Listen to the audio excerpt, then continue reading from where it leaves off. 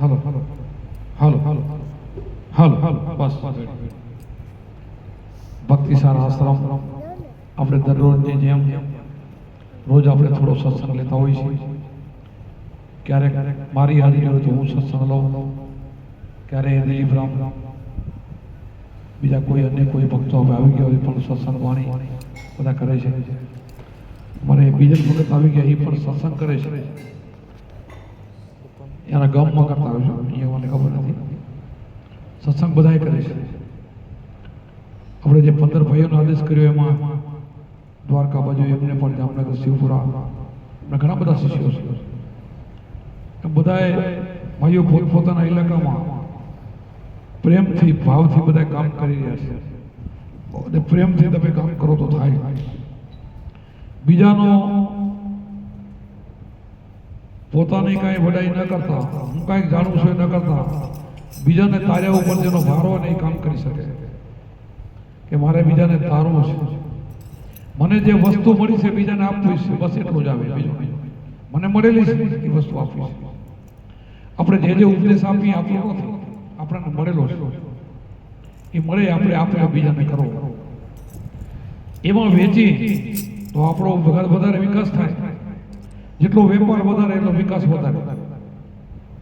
જેટલો વધારે સત્સંગ ગમોગમ જાય એનો પોતાનો વિકાસ વધે.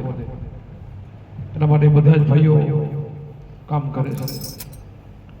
પણ હવે થોડા હમણાં થાકતા જાય છે. હમણાં થાકી ગયું. હમણાં 5 દી આનંદ ફરી ગયો ને, બિલકુલ થાકી ગયો. હવે મને એમ થઈ ગયું કે હમણાંથી ક્યાંય ન જાઉં તો સારું. રમેશભાઈ એમાં બોલ્યા પણ ખરા. બધા લગભગ ઓડિયો બધા સાંભળ્યો પણ હશે. જે ગ્રુપમાં હોય ને ખબર હોય બધા ન હોય એટલે એમ થાય કે હવે અહીંયા આશ્રમમાં જ રહો, અહીંયા સત્સંગ આપો, સત્સંગ આપો, અહીંયા કાયમ આપો. પણ અહીંયા ન થાકે. એ રોજ આપણે અડધો કલાક મારે આપો ને તો ક્યારે ન થાકે આપણે. પણ મુસાફરી અને ફરતા પાણી ને ખાવા પીવા એના હિસાબે કાંઈક ને કાંઈક તકલીફ થઈ જાય. પછી મારે બધા માણસો પર ભાવ એવો છે. હું અજ્ઞાની નથી સમજતો એવો પણ નથી, પણ ક્યાંક ને ક્યાંક ભાવને લઈ બહુ ભાવ હોય ને કે બાબુ લ્યો ને 2 ચમચી આઈસ્ક્રીમ, આનાથી કાંઈ નહીં થાય. 2-3 વાર ના ભણો, ચોથી વાર ના ભણો, 2 ચમચી લઈ લો.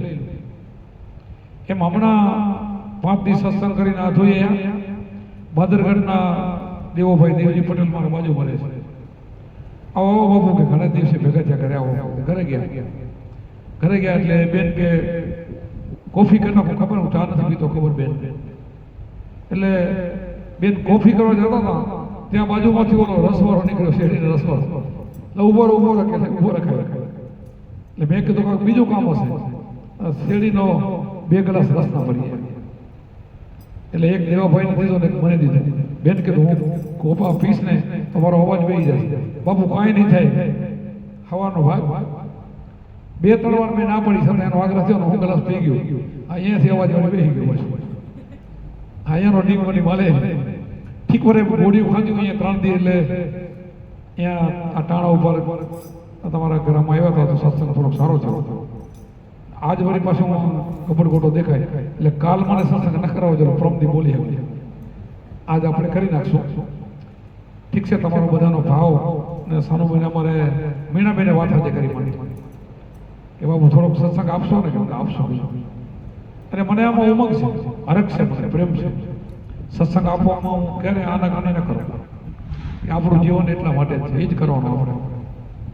અને છેલ્લા શ્વાસ સુધી આપણે આ જ કરવાનું. ઘણી બધી મજાની વાણીઓ બધા બોલ્યા. કુંભરામ બાપુની બોલ્યા, બીજી પણ ઘણી વાણી બોલાણી. વાણી દરેક આપણને એ તરફ લઈ જવા માંગે છે કે તમે તમારા સ્વરૂપને ઓળખો, તમારા આત્માની ઓળખાણ કરો. જો એની ઓળખ થઈ જશો તો બેડો પાર. વાણી ગાવી પણ વાણીનો વિચાર કરો. વાણી ગાયા પછી જો વાણીનો વિચાર ન કરી તો ગમે એટલી રાત બધી ગાઈ તો કોઈ ફરક ન પડે. એનો વિચાર કરો. જેણે જે સંતોએ મહેનત કરીને વાણી બનાવી છે, ગમે સંતની હોય,